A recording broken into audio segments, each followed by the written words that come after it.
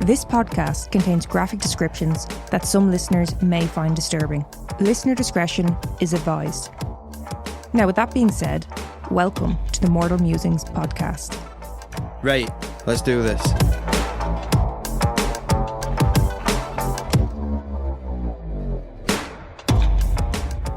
So the last little while, Neil and I have gone down a bit of a spiral of the TV show Catfish. Neil put it on one day in the background. It's just like, oh, just throw this on, something playing in the background. And it's consumed our lives. Yeah. We're well into it. Neil thinks everyone's a catfish now. He's on the hunt. Everyone is a catfish. Meaning? All the filters and everything Everyone nowadays? uses filters and they don't just upload a photo. They have to edit in some way. So you're a catfish. Neil's sus of everyone on the internet now. If you have social media, he's onto you, essentially. I'm not onto you. Just give me a reason. Don't tell me you're not a catfish when your photos are clearly edited. But I think there's a difference though. Like someone who puts up a photo and like smooths it out a little bit or whatever. But then you have these filters that completely changes how you look. Like you were fucking about on TikTok yesterday and you put a filter on me and you and we looked like fucking Instagram models. Well, I didn't. You did. Okay. I looked like I was in the middle of doing my makeup for drag. You looked stunning. Beautiful, gorgeous, stunning model. Mm. But I think that's slightly fitting for today's episode. It's not a catfish, although there is a catfish murder we probably will be covering at some point. Today's episode is a little bit of a mystery. Wouldn't it have been more fitting to do the catfish murder? Yeah, but I don't have that written up, so I'm sorry, we're not. I could have saved it, but it wouldn't have been applicable then. We weren't. We could still be obsessed with catfish, but I can see it because it's so much better than it was with that Cammy. Yeah, Cammy's great on it. I was never really into catfish. Like the initial Back, bitch. Back, bitch. I'm a Danis, bitch. Love that. Best line. I watched the original documentary and I thought that was brilliant. And it was the kind of compassion side of it. Actually, I haven't watched it in years. I must rewatch it. I watched it. It was the compassion side of it, wasn't it? He liked someone, he went to meet her, and then when it turned out it wasn't actually the girl in the photos, he was still like, I understand, you need companionship and blah, blah, blah. Now the TV show is very MTV. I mean, that's the network it's on. It's very like, what? Oh my God. And, but you still end up you still end up kind of getting sucked into it, don't you? Yeah. Yeah. No, definitely. But yeah, like I said, not that this episode is about catfishing. It's a bit of a mystery though. There was a bit of digging to find out information about the person in today's story. So today we are going to hear the story of Joyce Carol Vincent. Don't know that one. All right, well, let's get into it. So on the 25th of January in 2006, workers for the North London Housing Association were sent to repossess a bedsit in Wood Green due to rent arrears. They entered the home to find the TV on, playing BBC One. Christmas presents still laid on the floor. Dishes piled up in the sink. Large amounts of unopened post behind the front door. And the skeletal remains of a woman lying by the sofa. Fucking hell. Yeah. Her body was so badly decomposed that they could only identify her by dental records being compared to photographs of her smiling. Now, obviously her body had been there for quite some time. Food in the fridge had expiry dates dating back to 2003. Fucking hell. Yeah. It's estimated that she died sometime in December 2003. So how had her death gone unnoticed for so long? See, that's one of my worries for introverts. Because, like a lot of introverts, the way they socialise is just by gaming. Yeah. So unless someone who they game with is like, introvert 123 hasn't logged in. And, like, no, do you know what I mean? I do get what you mean, because Because their routine is indoors. Yeah, like, obviously, I go to work, and, I have a partner, yourself, as you're aware. You do. I do have people around me, but overall, that is more my personality. I'm much more introvert. I'm quite happy being at home in my space. Yeah. You know? So, to start with, we're going to take a look into the background of Joyce. So, Joyce Carol Vincent was born on the 19th of October, 1965, in Hammersmith, London. Her parents had emigrated to England, her father of African descent and her mother of Indian. Joyce also had 4 sisters and she was the youngest. When Joyce was only 11 years old, her mother passed away. And that was something that was said to have had quite an effect on Joyce. Her mother seemed to have been a really positive influence on her. It was said that when her father had broken the news to Joyce about her mother's death, he just kind of blurted it out in a very matter-of-fact way. Which for just rip the band-aid off, like. Yeah, which for an 11-year-old child who was very close to this person, Yeah. no good. Her relationship with her father was said to have been very strained. She wasn't keen on him or his behaviour. In fact, she would later go on to tell people that her father had died in the year 2001, when in reality he died in 2004, actually after Joyce had passed away. So after the death of her mother, her 4 sisters took on the responsibility of raising her. It was said that Joyce always came across as having been well brought up with very good manners. And I would imagine that was something that was very important to her mother, as she had also had Joyce take elocution lessons. What? Well, that's speaking, innit? Yeah, it's just learning how to speak more properly. Like me. Like yourself, yeah, you could teach it. Yeah, no, my great-granny actually used to teach elocution lessons. Well, fun fact. I don't think it's something you can learn. Like, what do you mean? You have to go to school and learn English. Yeah. Can't be taught, unteachable. So now moving into her adulthood, someone who seemed to have been a solid source of support and love in her life was a man by the name of Martin. And it seems as though he really was her ride or die. I don't trust him. They had dated for 3 years, but regardless of whether they were together or not through the years, he definitely cared about her intensely. There was one night when Martin and Joyce went out together, and she was said to have been wearing the skin-tight dress, you know, really like sprayed-on type of look. Yeah. And it said that everyone was in awe of her. She was said to have been the type of person that not only was she incredibly attractive, but there was just something about her. She was described as being a lovely, happy person, and people just gravitated towards her. She was confident yet down to earth. She was also very clever, came across as very well educated, although she did not have any qualifications, no GCSEs. I have. In the UK, like, would you say it's expected to have, like, GCSEs? Yes. Like, that's kind of like a base level of education for majority of people. Yes. If, like, even people who are failing classes will have GCSEs, usually. I don't have a leaving cert, what up?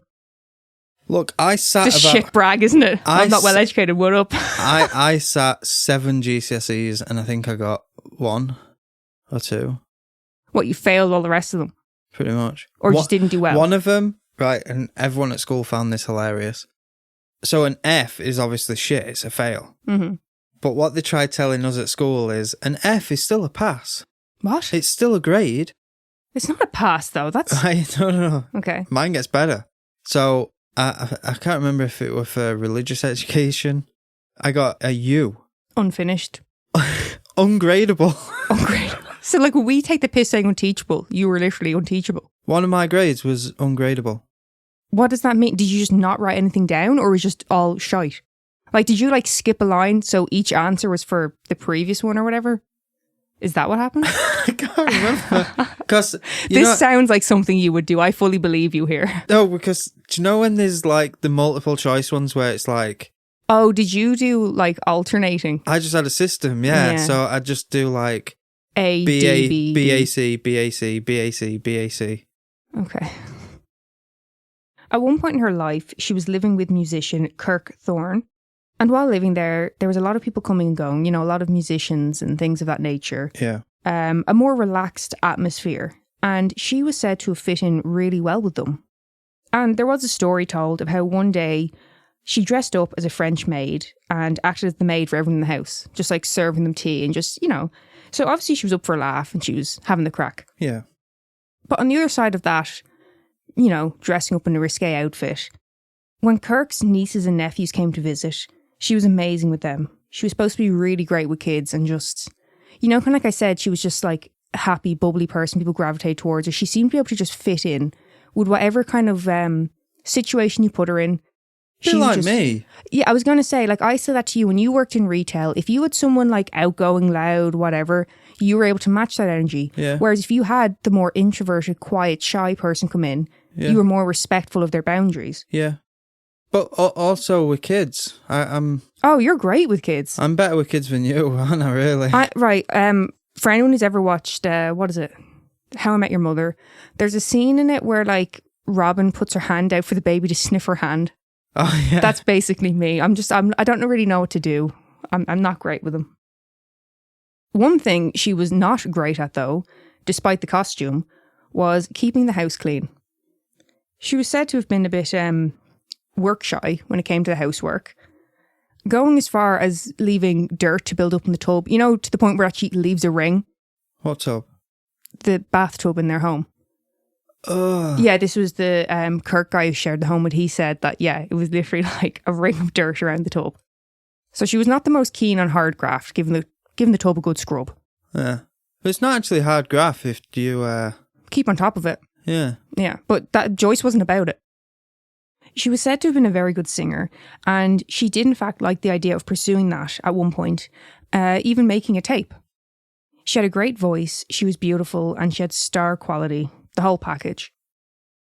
Something else about Joyce was she seemed to adapt to the lifestyles of the people she surrounded herself with. Seeing, like I said, depending on the situation, not just that, but literally forming into that group. Yeah. Which, with that, Joyce did move around a lot and changed her residence quite a lot. Similar for her jobs, it was said if there was some sort of an issue, she'd be quick to just leave rather than try and face that issue. Described as being like a drifter, she could be hard to get a hold of because of how frequently parts of her lives changed up. She could also be secretive about where she was or where she was going. She also didn't really seem to have any lifelong friends. Her circles would change depending on where she worked or who she was going out with. Same as I said before, it was just kind of adapting to whatever her surroundings were. I mean, the other side of that is, maybe she was changing up all the time, or maybe she just chose to keep the grouping separate. Mm. We've talked about this before. I think some people think, oh, well, that's fake. No, I think people have different parts of their personalities, and someone who you maybe play video games with isn't the same as the person you do, I don't know, name a hobby. Airsoft. Not the same as the person you do airsoft with, or maybe you like fucking knitting. Maybe you like airsoft on a Saturday and knitting on a Sunday. Yeah. Not necessarily the same groupings of people with the same interests, just because you cross over on them. Yeah, well, I had the same, even with gaming. Like on my Discord, I'd have my friends list. But there'd be certain friends who I only played Rust with. There was certain friends I'd only play GTA with. I think, particularly in true crime, we see a lot. People have different aspects to them. It's not just because you know them from like a work capacity. Oh, he's such a hard worker. Yes, but he was also a serial rapist or what have you. Yeah. So, along with the secrecy of her life, her friends also wondered why none of them had ever met her family, especially her sister's kids. It seemed very odd to them because she loved kids and was so good with them. Why weren't they ever really around, Yeah. But it was one of those things, you might wonder about it, but then you just move on. You don't necessarily give it a lot of thought. Maybe there had been a falling out. It's not their business, Mm-hmm. So, given the frequent changes in her lifestyle, the level of secrecy she kept, it's not hard to understand how it could have been difficult to keep in touch with Joyce. I mean, she did definitely let people into her life, but only to a certain extent. Yeah. Maybe the reasons for what seems like constant changes was because of her own struggles. One of her friends said it was as though she could never live in the moment. She was always waiting for the bad to come, which I can understand. I'm always like, this is going to go to shit. Yeah. It's not going to be good. You're much more of an optimistic, brighter person, aren't you, Neil? Very open. I am, but you keep dragging me down. I was an extrovert. Yeah. And then I met you. I always describe you as... I had nice olive skin. What's your skin tone got to do with it? Because you keep me out of the sun by keeping me indoors. Excuse me, when it gets to summer, I'm about it going out. You're like, oh, it's too hot. I can't, it's too hot. Might be too hot. Well, I always describe you as an extroverted introvert. I don't think that's the thing. What I mean by that is you'll go out in a social situation, be great, like say if you're at work, you could be chatting to everyone, great, blah, blah, blah, blah, blah. After a certain amount of time has passed, you're like, right, I am done. I want to go home now and be in my cocoon. Yeah, like when we're at work, you look at me like, how's that not exhausting? Yeah, like I find social interactions very tiring. You know what I mean? But you feed off it, thrive off it to a certain point. And then you're like, right, that's enough. You just shut down after a certain point. Enough's enough. Yeah. So moving forward to the latter years of her life, in August of 2001, Joyce actually called Martin in the middle of the night, and she asked him if she could stay at his house for a week or so. And of course, Martin being her rock, he said yes. Now, it was a bit longer than a week or so. Joyce ended up staying on Martin's sofa for about 6 months.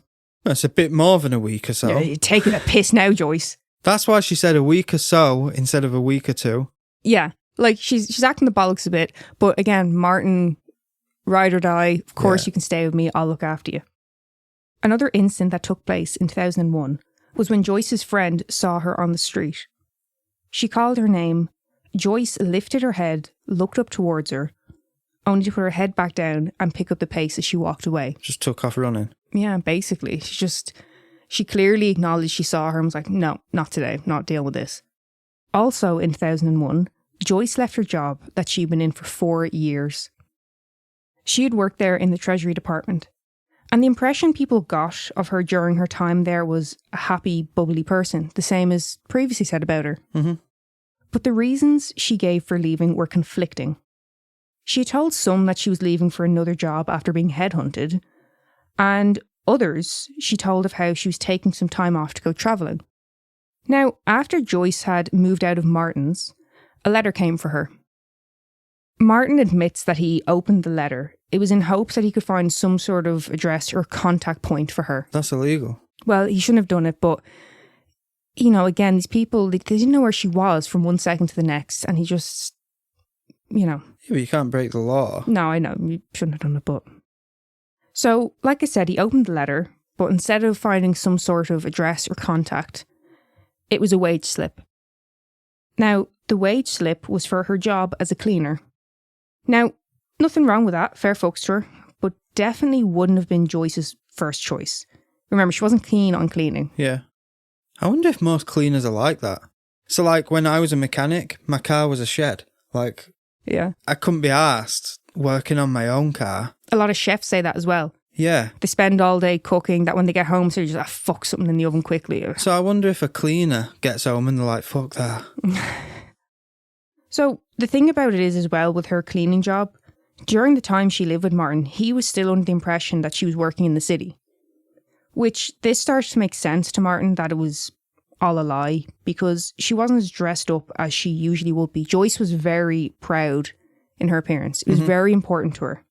But even with that, it still broke his heart to know that she didn't feel comfortable enough to tell him what work she was actually doing. So that's a little bit of the background of Joyce's life and how you can see she was kind of the social butterfly, but then there was other sides of it where it's closed off, secretive, what's really going on. She's just kind of a bit of a mystery. So some theories as to why this happened. Her neighbours didn't really know her, and therefore they didn't really notice her absence. Now, the smell of decomp, that's a big one, surely. Yeah. Also, the window in her flat was open this whole time. Oh. So the smell would have been strong, surely, yeah? Apparently, the smell was attributed to the bins underneath the apartment. But I thought decomp was one of them smells, it's like... unforgettable. Yeah, once you smell it, that's it. Yeah, it seems odd. So let's say... So what the fuck was in the bin? Well, this is it. So if the smell was that bad from the bins, surely they would have complained and said, you need to get the bins and all cleaned. The whole area needs to be cleaned out. They do that, the smell doesn't go away.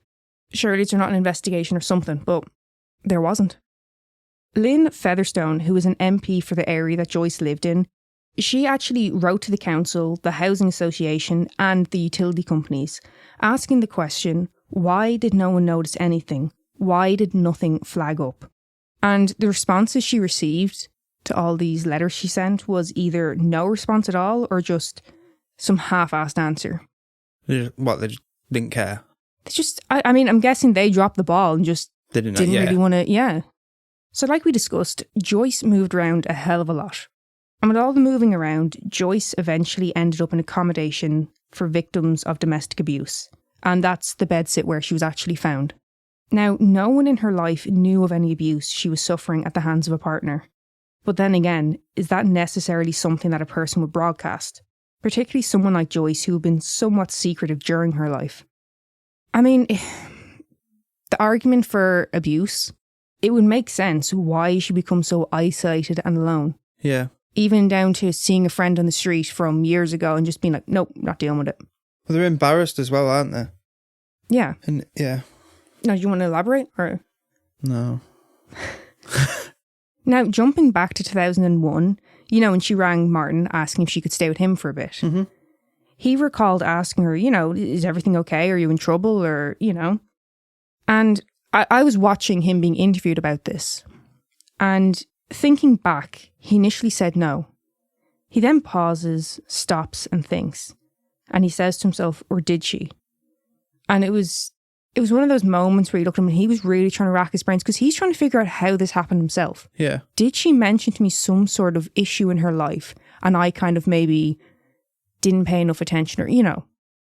And if Joyce had become completely isolated due to an abusive relationship, who were the Christmas presents for? So if we're going to go down that route, who was she buying presents for? There are no tags on them. I'm guessing not, because they would have been able to say, oh, that's her niece, that's her nephew, you know.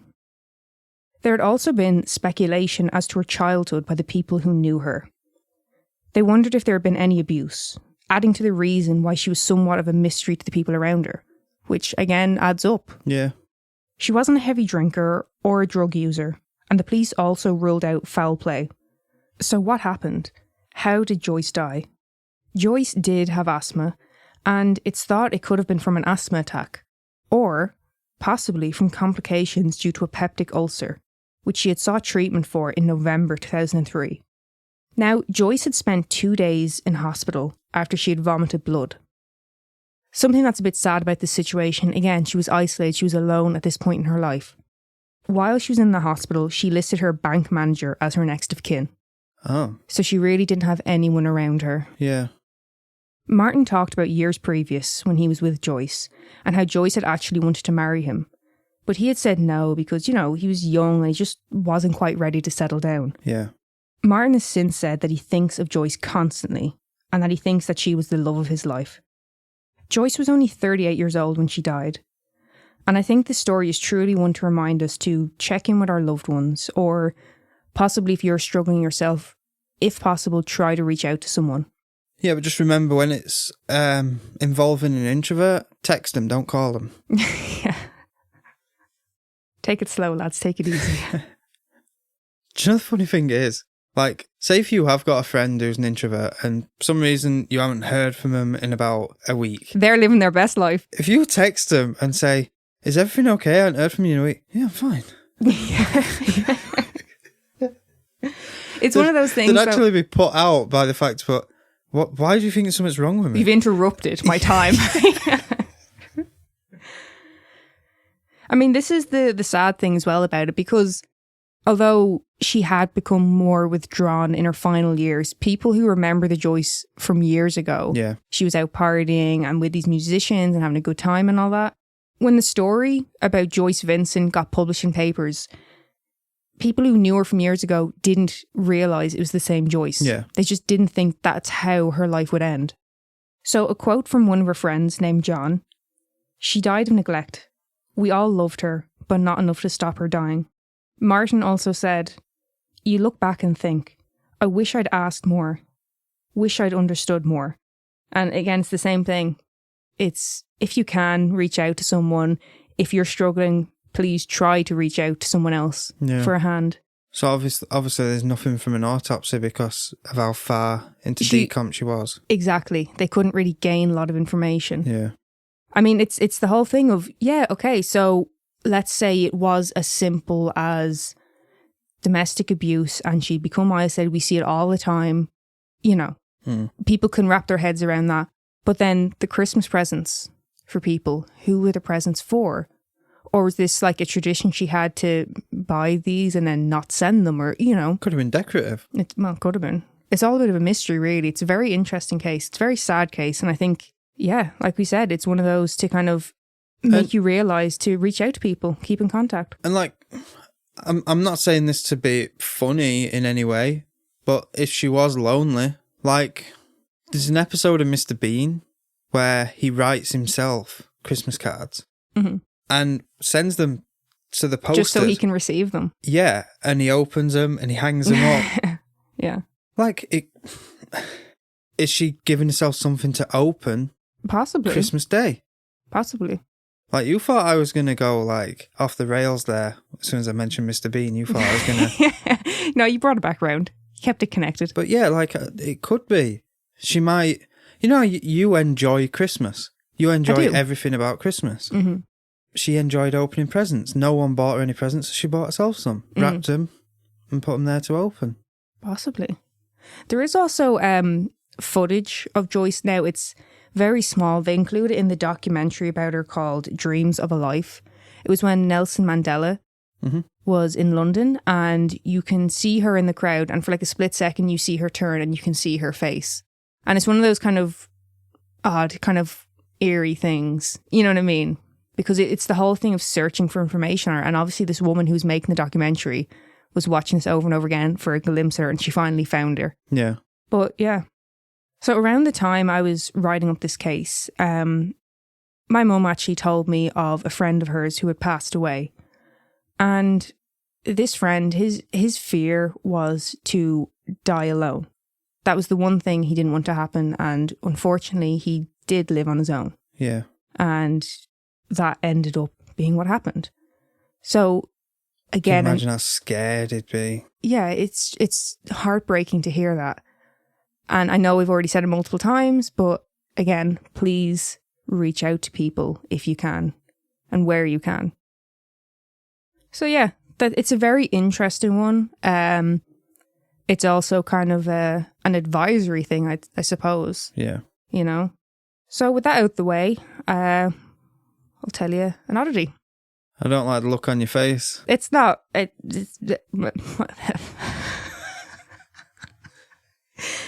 I'll just jump into it. Jacob's Well. Have you ever heard of it? No. I don't know. I might have, and then you'll start to... I'll say no. Cause I'm going to stop asking that because I feel like you always think it's a setup.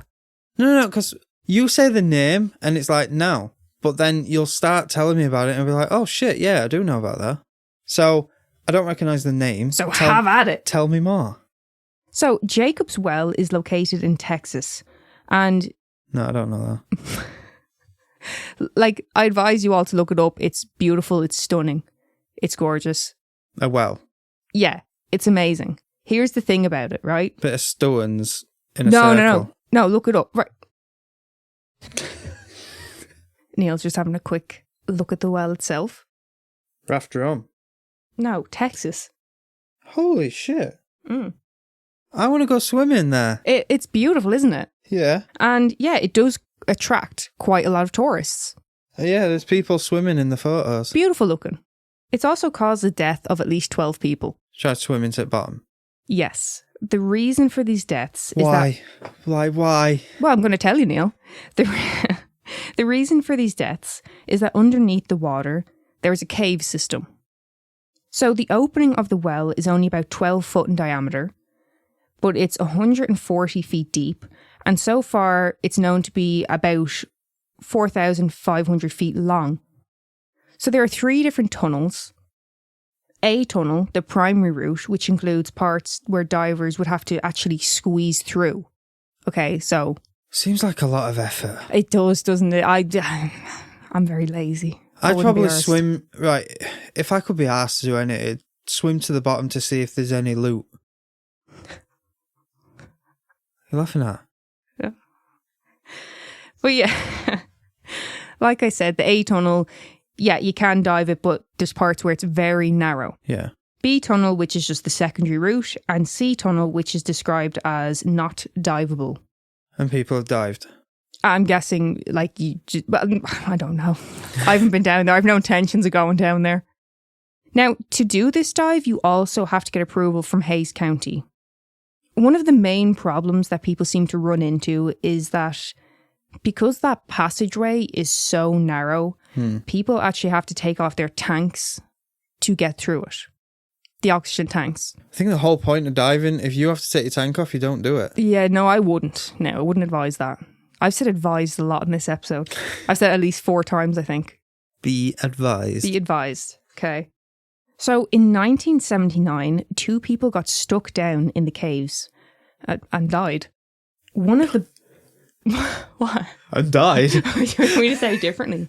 No, One of the bodies was discovered when it was actually flushed out of the well in 1981. So that's a couple of years on. Shit. Yeah. The other body was still in the well until it was able to be recovered in the year 2000. Fucking hell. So that's what I've got for you in Jacob's Well. Just a little dive into Jacob's Well. Do you like that? Did you get that? Yes. Did you hear that? Yeah, I got the pun. Yeah. Well done. Brilliant.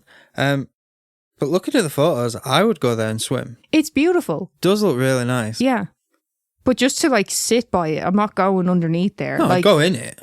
I think, looking at the photo, anyone who has a fear of water is going to shit themselves looking at that. Because it's just a big hole in the ground. Yeah. Essentially. Yeah. No good. Yeah, no, I'd get in and I'd swim. And like I said, I'd swim to the bottom to look for loot. But that's as far as I'm going. What? Like, I've just told you at least 12 people have died. Yeah, but that's them going through the tunnels and stuff. Not from them just diving to the bottom. See, I'd be very nervous because it's so narrow at the top. Do you know what people do at wells? What? They make a wish and chuck money in. Where do you think that money's so going? So you're going down there to find, like... Loot! Loot! I said loot, didn't I? Okay. Few doubloons. Right, so the moral of the story, lads, is don't go diving in Jacob's Well. No, you can Leave go it alone. diving. Are you a diver? But you don't go in tunnels. Are you experienced diver, or are you just being like, I have the crack? I can swim underwater. That's not a diver. That's someone just going underwater. You gotta know what you're doing with diving. Agree to disagree. Okay. Thank you so much for listening. Find us on Patreon, TikTok, Facebook, and Instagram. If you have a case suggestion, or maybe even your own story, email us at mortalmusingspodcast@gmail.com.